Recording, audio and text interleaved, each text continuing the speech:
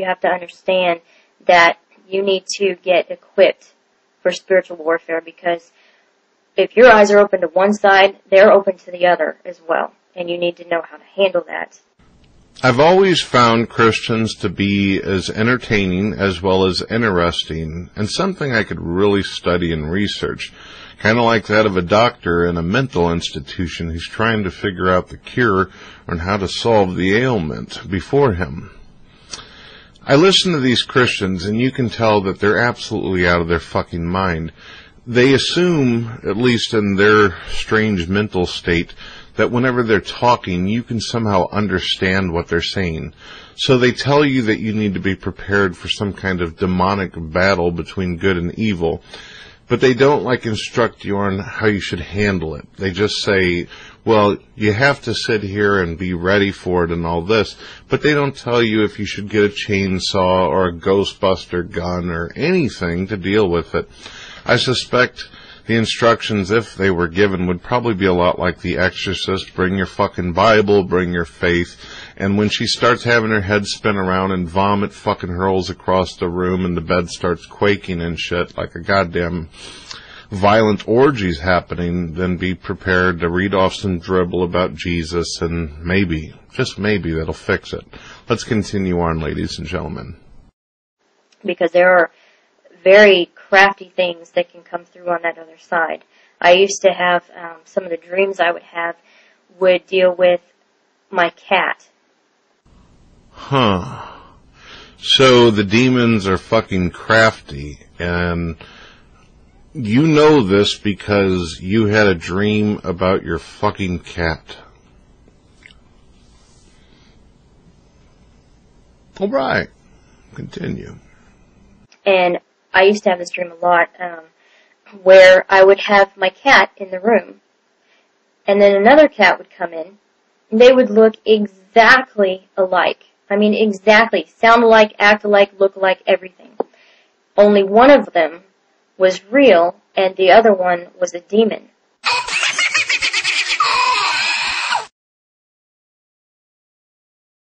And I had to know which was which to be able to cast out the demon.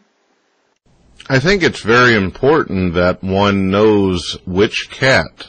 I know, being that both of them are identical according to her, which one is Fluffy and which one is the blood-drinking, demonic, evil Prince of Darkness, Satan. You don't want to throw your King James Bible across the room and kill poor Fluffy when you were actually aiming for Satan.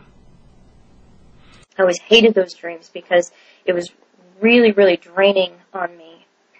And there are other dreams where you're casting out demons, and sometimes they don't go. They don't go right away. Just like in the Bible, it says sometimes they don't come out without prayer and fasting. And in a dream, No, I can't say that I know what the fuck is going on in your mind. I think perhaps medication may solve the issue. Maybe a fucking nice dark padded room for a little while for one to collect their thoughts. It's a dream, but it's still, in the spiritual realm, it's happening. And God would show me different demons, I guess, that were coming against me in certain situations and circumstances.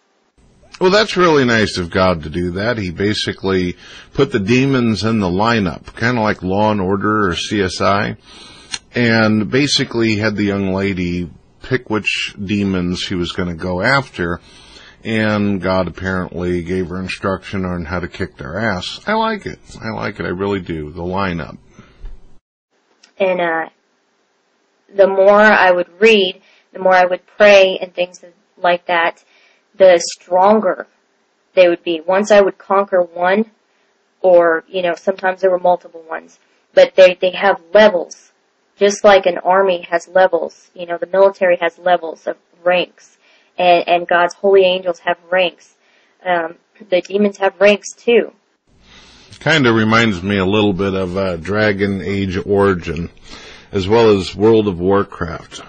Most of your MMOs, of course, or MMORPGs have level-up systems. At first you start out a peon, and then you basically work through a lot of trash mobs and a lot of ganking and all that kind of stuff in PvP. And then sooner or later you end up being ranked out to be a pretty hard-ass motherfucker. I'm following you. I'm really getting interested in this shit. This is my type of deal. And when you start out in your walk, a lot of times, you get the lower ranks, and they're just trying to shake your faith. When you're a brand new baby Christian, they're just trying to shake your faith and tell you, oh, you're not saved, you're not saved. You think, praying this prayer means anything. Those are just words. Things like that. I wish I could have conversation with demons.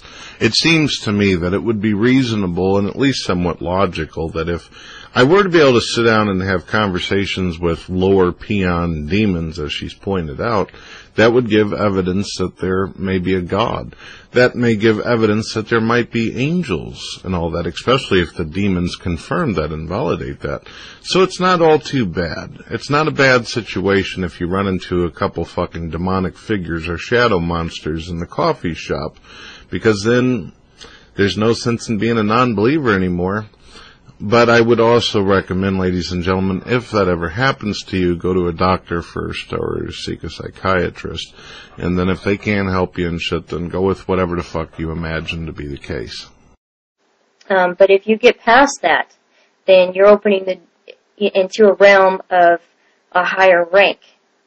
But don't be discouraged, because even though you're getting into a higher rank of an attack, you're also getting a higher rank of protection, because God is not going to put you in a situation where He won't protect you.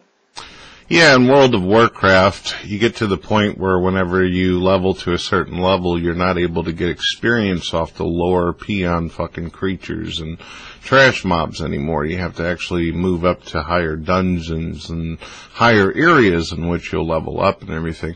And it makes sense, of course, that God in this situation would protect the person, being that He's like the tank as well as the healer. So that's pretty cool. You've kind of got like a poly situation here where he's tanking, and if the energy gets low for the group, he can just fucking heal everybody all at the same time while still tanking. It's kind of a combination, kind of a prototype. And of course, we're not talking about video games here, ladies and gentlemen. We're talking about this unusually fucking particular lady here who fights with demonic cats. One would have to ask himself, why would there be demons in this particular video game going on in her mind in the first place? According to her belief system, God created all these mobs and all these monsters and demons in the first place. That one has to ask himself why they would even be necessary or what the fucking point is. And I guess it really comes down to God's a fan of sports. He's a god of MMOs. He's a god who enjoys video games. He gets entertainment out of your suffering and struggles and battles that you go through. So, that's pretty much the answer. God gets a hard-on for RPGs. Yeah. Well, that's what the cat demon told me. Peace out.